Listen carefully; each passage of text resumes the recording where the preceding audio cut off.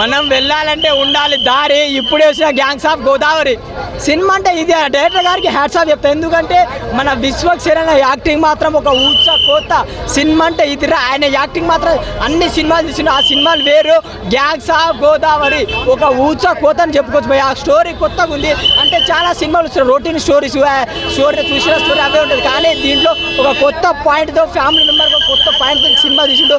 చాలా బాగా నచ్చింది. ఇంకొకటి అందరూ అంటారు ఆహా ఏముందిరా నేహ, ఆమె నేహ కోసం సాంగ్ చూసుకోవచ్చు భయ్య. ఆమె యాక్టింగ్ మాత్రం నేను ఫిదా అయిపోయినప్పుడు ఆ చుట్టంలో చూసిపోగల. యూట్యూబ్లో వచ్చిన మొత్తం సాంగ్ చూద్దామని వచ్చిన థియేటర్లో కూర్చున్నా ఆ డ్యాన్స్కి మాత్రం ఎంత చెప్పుకున్నా తక్కువే. ఒకేసారి చుట్టంలో ఇద్దరి రొమాన్స్ మాత్రం మామూలు లేదు భయ్య. అసలు నేను అనుకున్నా అంటే నేహా శెట్టికి ఎన్నో సినిమాలు చేసింది, ఈ సినిమాలో కొత్త క్యారెక్టర్ అయితే వచ్చింది. ఇంకొకటి మన అంజలి గారు ఏం చెప్తాం భయ్య, ఆమె యాక్టింగ్ అసలు ఈ రోల్ తీసుకోవడం మాత్రం సూపర్.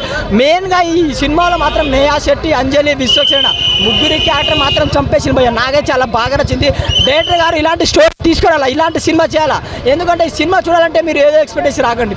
ఎంటర్టైన్మెంట్, యాక్షన్ సీక్వెన్స్, మంచి సస్పెండ్ కూడా ఉంటుంది.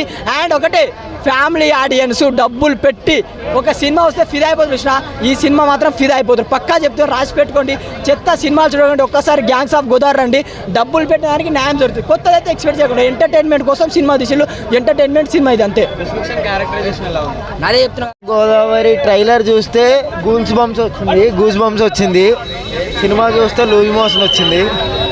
అలా ఏం కాదు కానీ సినిమా పెద్దగా ఏం లేదు కానీ బాగుంది, నాకు నచ్చింది. కొంచెం క్లమ్జీగా అనిపించింది నాకు. కొంచెం చాలా అంటే చాలా క్రేజీగా ఉంది. అట్ ద సేమ్ టైం కొంచెం ఏదో కన్ఫ్యూజింగ్గా ఉంది. నాకైతే యావరేజ్ అనిపించింది, అంతే. హిట్ అని మాత్రం చెప్పను అంతే.